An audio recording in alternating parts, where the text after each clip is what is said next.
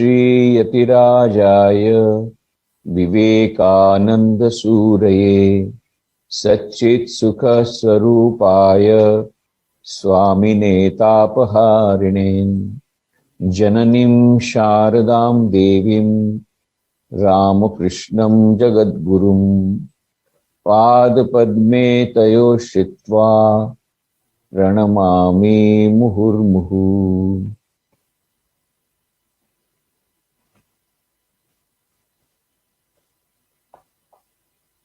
Dear friends, at the outset, I extend a very warm welcome to all of you on behalf of Sri Ramakrishna Ashram Rajkot। भाइयों एवं बहनों, प्यारे युवा मित्रों, श्री रामकृष्ण आश्रम राजकोट की ओर से सर्वप्रथम मैं आपका हार्दिक स्वागत करता हूं। जितने लोग ऑनलाइन में जुड़े हुए हैं उन सबका हार्दिक स्वागत करता हूं। जैसा कि आप सब जानते हैं, स्वामी विवेकानंद का जन्मदिन 12 जनवरी 1863 को हुआ था। 12 जनवरी 1863। 1985 में 1985 में इंटरनेशनल यूथ ईयर था और उस समय भारत सरकार ने एक समिति का गठन किया और उस समिति को कहा गया कि युवाओं के लिए किस प्रकार का एक दिन समर्पित हो जिसे राष्ट्रीय युवा दिन के रूप में घोषित किया जाए, उसकी वे चर्चा करें और उसका निष्कर्ष दें। समिति ने यह निष्कर्ष दिया कि वर्तमान परिस्थिति में युवाओं की जो समस्या है उनके समाधान के लिए स्वामी विवेकानंद का जीवन एवं संदेश अत्यंत प्रेरणादायी हो सकते हैं। अतः स्वामी विवेकानंद के जन्मदिन को नेशनल यूथ डे, राष्ट्रीय युवा दिन के रूप में मनाया जाना चाहिए। भारत सरकार ने इस प्रस्ताव को मंजूर कर दिया और इस प्रकार से 1985 से अभी प्रति वर्ष हम सभी स्वामी विवेकानंद के जन्मदिन 12 जनवरी को राष्ट्रीय युवा दिन के उपलक्ष्य में राष्ट्रीय युवा दिन के रूप में मनाते हैं। तो आज 12 जनवरी है और इसीलिए नेशनल यूथ डे, राष्ट्रीय युवा दिन का आयोजन हो रहा है। पर सोने में सुहागा जिस प्रकार कहते हैं, एक और उस महोत्सव को भी इसमें जोड़ दिया गया है। आप सभी जानते हैं कि हमारे देश की स्वाधीनता को, आजादी को 75 वर्ष पूरे होने जा रहे हैं और इसीलिए यह जो कार्यक्रम है उसको कहा गया नेशनल यूथ डे एंड आजादी का अमृत महोत्सव। तो दोनों महोत्सव को हम लोगों ने इस कार्यक्रम में ले लिया है एक साथ। तो हमारे लिए बड़ी प्रसन्नता की बात है कि इस कार्यक्रम में हमें बहुत अच्छे वक्ता मिले हैं जो कि स्वामी विवेकानंद से स्वयं भी प्रभावित है। स्वामी विवेकानंद से प्रभावित होने के साथ साथ युवाओं के वे आदर्श हैं। तो जिस प्रकार से स्वामी विवेकानंद युवाओं के आदर्श हैं, आज जो लोग बोलेंगे उनके भी आदर्श स्वामी विवेकानंद किस प्रकार से हैं उसके बारे में वे बताएंगे और किस प्रकार से अपने जीवन में उन्होंने स्वामी विवेकानंद के आदर्श को अपना करके सफलता प्राप्त की है, उसकी स्टोरी भी हमारे साथ शेयर करेंगे, उसकी कहानी हमें बताएंगे।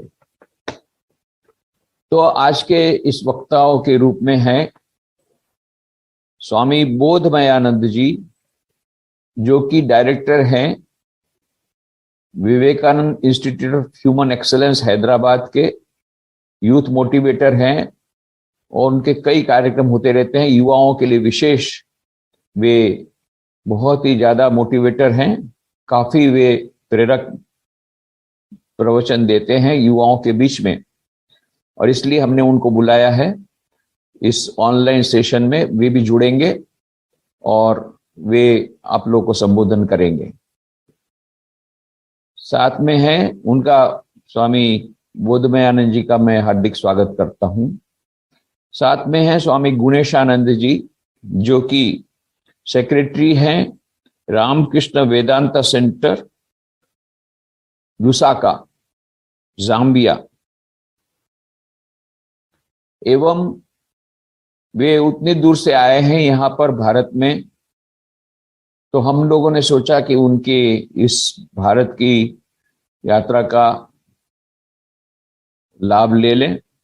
तो पहले तो हमने सोचा था कि हम युवा सम्मेलन करेंगे, उसमें भी वो बोलने वाले थे, परंतु अभी वर्तमान परिस्थिति को देखते हुए हमने यह ऑनलाइन वेबिनार जब किया तो उनको हमने कहा है कि वे अपना वीडियो मैसेज दें। स्वामी गुणेशानंद जी भी वे बहुत वर्षों से युवाओं के साथ कार्य करते रहे हैं और युवाओं को संबोधन करते रहे हैं। श्री शरद सागर का नाम तो आप सभी जानते हैं। इसके पूर्व हमने श्री शरद सागर के founder and CEO of Dexterity Global, और इतना ही नहीं, आपने उनके बारे में बहुत सुना भी होगा, अभी आज उसके बाद भी कुछ बताया जाएगा। परंतु एक नई बात अभी है कि वो जुड़ रहे हैं हार्वर्ड यूनिवर्सिटी से। इतना ही नहीं कि वो मास्टर्स के लिए हार्वर्ड यूनिवर्सिटी ने उनको निमंत्रित किया, इतना ही नहीं, वे president of the student government of Harvard graduate school of education, ये इन्होंने जाकर के वे इस प्रकार से उनका चयन हुआ है।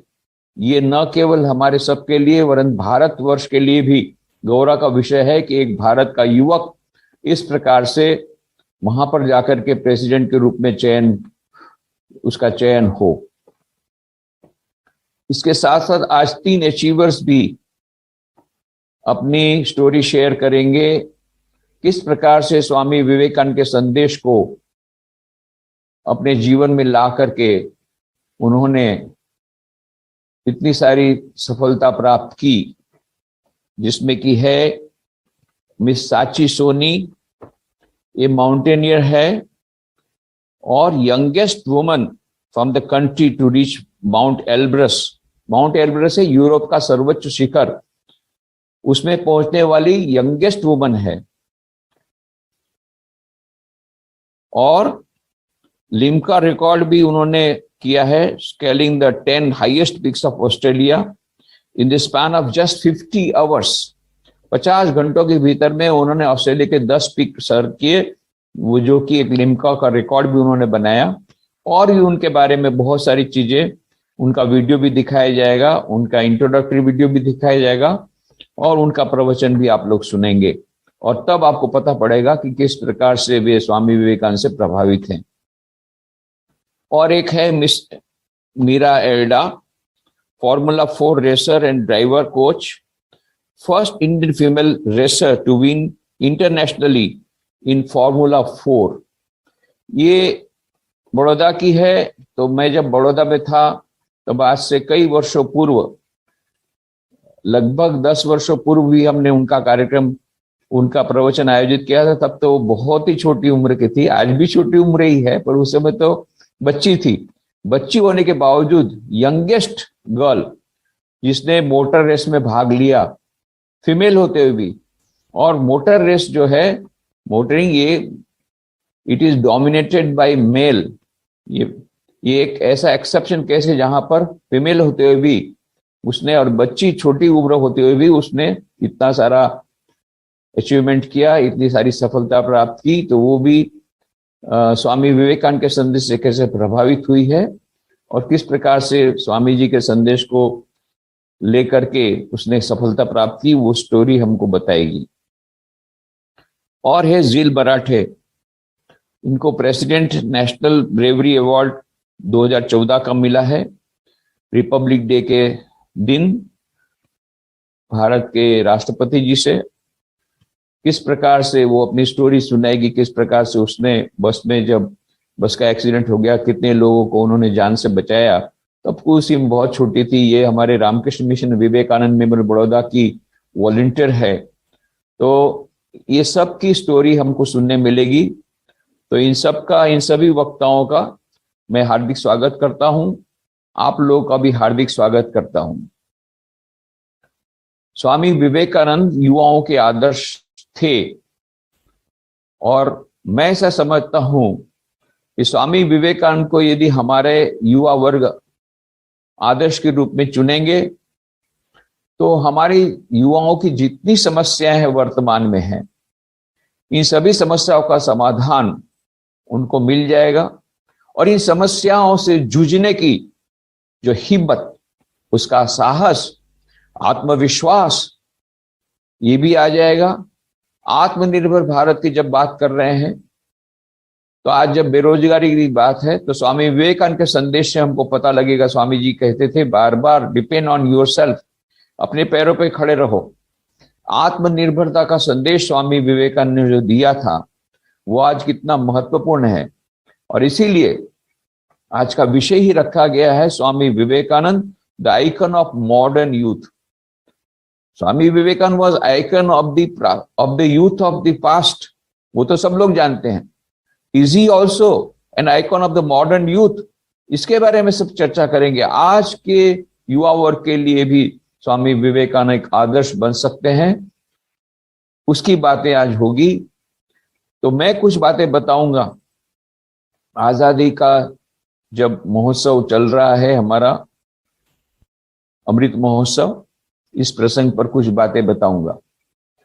हमारे देश ने स्वाधीनता तो प्राप्त कर ली 15 अगस्त 1947 को, पर वो उसके पीछे ये स्वाधीनता कैसे प्राप्त हुई, इसका इतिहास यदि हम देखें तो 1857 में सबसे पहली बगावत हुई जिसके दबा दिया गया।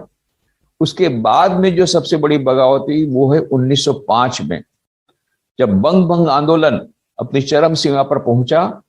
तब क्रांतिकारियों ने बंगाल में विशेष करके, और उस समय कलकत्ता, आज का कोलकाता, ये उस समय बंगाल की राजधानी नहीं थी केवल, परंतु पूरे भारत की राजधानी थी, ब्रिटिश इंडिया की। और इसीलिए जो कुछ भी बंगाल में होता था उसकी पूरी असर सारे देश में होती थी। तो उस समय बंगाल में बंग भंग आंदोलन के कारण कितने क्रांतिकारियों ने विद्रोह किया और बाद में फ्रेंच मनीषी रोमारोला कहते हैं कि स्वामी विवेकानंद ने शिकागो विश्व धर्म सभा में अपना भाषण दिया, सनातन धर्म का झंडा फरकाया और 3.5 वर्षों तक वेदांत का अमृत सबको पिला करके जब वापस लौटे तब उनका भव्य स्वागत हुआ। जिस प्रकार से विश्व विजेता का स्वागत होता है उस प्रकार से उनका स्वागत हुआ। और फिर स्वागत के उत्तर में उन्होंने जो अग्निमय भाषण दिए, ये सब अग्निमय भाषणों का संकलन हुआ है, क्योंकि सबसे पहले वो कोलंबो में उतरे, जहाज से आए थे, और कोलंबो उस समय भारतवर्ष का एक अभिन्न अंग था। तो कोलंबो में से उतरे तो वहां से लेकर के फिर रामनाथ से मद्रास, आज का चेन्नई, वहां से लेकर कलकत्ता, कोलकाता, ऐसा होते हुए अल्मोड़ा तक गए और सभी जगह पर उनका भव्य स्वागत हुआ। सभी जगह पर उन्होंने अग्निमय भाषण दिए और ये अग्निमय भाषण सारे देश को मानो उन्होंने जागृत कर दिया। उत्तिष्ठत जागृत प्राप्य वरान निबोधत, arise awake and stop not till the goal is reached. उठो जागो, लक्ष्य प्राप्ति तक रुको मत। यह मंत्र उन्होंने देश को दिया और सैकड़ों वर्षों की गुलामी से सोया हुआ भारत वो पहली बार करवट लेता है और स्वामी विवेकानंद कहते हैं भारत माता पुनः जागृत हो गई है, अब उसे कोई रोक नहीं सकता है आगे बढ़ने से। यह स्वामी विवेकानंद ने जो कोलंबो से अल्मोड़ा तक के जो प्रवचन दिए उसका संकलन किया गया है। किताब का नाम है lectures from Colombo to Almora, Bharat में दिए हुए व्याख्यान, हिंदी में उसका नाम है। और ये जब प्रवचन आप सुनते तब लगता है कि उस समय प्रवचन के, आज भी जब उस प्रवचन को पढ़ते हैं तो इतनी मानो शक्ति, हमारे में ऊर्जा आ जाती है। फ्रेंच मनीषी रोमारोला कहते हैं कि जब स्वामी विवेकानंद की पुस्तकों को आज भी पढ़ता हूं इतने वर्षों बाद भी, तो मानो मुझे विद्युत का झटका लगता है, मानो ऐसा रोमांच होता है। I can not touch these sayings of his scattered as they are through the pages at a 30th distance without receiving a thrill through my body like an electric shock. आज भी मानो इलेक्ट्रिक शॉक लगता है। And what transports would not appeared when the words were spoken from the lips of the hero. जब उनके होठों से, इन स्वामी विवेकानंद के होठों से जब ये शब्द हुए, तब किस प्रकार की असर हुई होगी, उसकी हम कल्पना भी नहीं कर सकते। और फ्रेंच मनीषी रोमारोला कहते हैं, यह जो स्वामी विवेकानंद की वाणी क्या व्यर्थ गई? नहीं। 1905 में जो बंग आंदोलन हुआ, उसके मूल में स्वामी विवेकानंद की पुस्तकें थी। ये जो प्रवचन थे, उनको पढ़ करके क्रांतिकारी प्रेरित हुए थे, और बाद में बंग आंदोलन एक नींव हो गई, जिस नींव पर बाद में नेताजी सुभाष चंद्र बोस ने आजाद हिंद फौज के द्वारा और महात्मा गांधी ने नॉन कोऑपरेशन मूवमेंट के द्वारा, असहयोग आंदोलन के द्वारा, और सब ने अपने अपने द्वारा ये आगे बढ़ा करके ये आजादी हासिल की, स्वाधीनता हासिल की। हमारे देश के जितने महान देशभक्त, जितने महान क्रांतिकारी, ये सभी के प्रेरणा स्रोत थे स्वामी विवेकानंद की किताबें। महात्मा गांधी जब बेलूमठ गए थे, 6 फरवरी 1921 की बात है। हमारा हेडक्वार्टर है रामकृष्ण मठ, रामकृष्ण मिशन का बेलूमठ, आप जैसा जानते हैं, कलकत्ता के पास। और सभी ने कहा गांधी जी भाषण दीजिए। तो गांधी जी ने क्या कहा? गांधी जी ने कहा, मैं यहां भाषण देने नहीं आया, मैं तो इस महामानव स्वामी विवेकानंद के चरणों में अपनी श्रद्धांजलि देने आया हूं, क्योंकि आज उनकी जन्मतिथि है। पर यहां पर जितने युवा लोग हैं, उनको मैं एक संदेश देना चाहूंगा, जब इस महान स्थल पर आए हो तो खाली हाथ वापस मत लौटना, यहां की कुछ प्रेरणा अपने हृदय में लेकर के जाना। और फिर गांधी जी ने कहा, स्वामी विवेकानंद के ग्रंथों का अध्ययन करना। मैंने स्वयं स्वामी विवेकानंद के ग्रंथों का अध्ययन किया है, और उनका अध्ययन करने के बाद मेरे में जो देशभक्ति थी वो 1000 गुना बढ़ गई। कौन कहते हैं? गांधी जी कहते हैं। एक विद्यार्थी 9th स्टैंडर्ड पढ़ता था, 9वीं कक्षा में, कटक के हाई स्कूल में। उसके हाथ में स्वामी विवेकानंद की किताब आई और इतना प्रभावित हो गया, इतना प्रेरित हो गया कि उसने प्रण किया कि मैं अपना सारा जीवन देश की सेवा के लिए बलिदान कर दूंगा। बाद में उसका नाम हुआ नेताजी सुभाष चंद्र बोस। डॉक्टर राधाकृष्णन कहते, जब हम अपने मित्रों के साथ पत्र लिखते थे, उसमें स्वामी विवेकानंद के जो अत्यंत प्रेरणादायी पत्रों को उसमें उद्धृत कर देते थे। क्यों? क्योंकि उस समय ब्रिटिश गवर्नमेंट में, जो इंटेलिजेंस डिपार्टमेंट ने ब्रिटिश गवर्नमेंट को यह कहा था कि हम जब भी क्रांतिकारी के यहाँ जाते हैं तो कभी बॉम्ब मिलते हैं, कभी नहीं मिलते हैं, पर 2 बॉम्ब अवश्य मिलते हैं।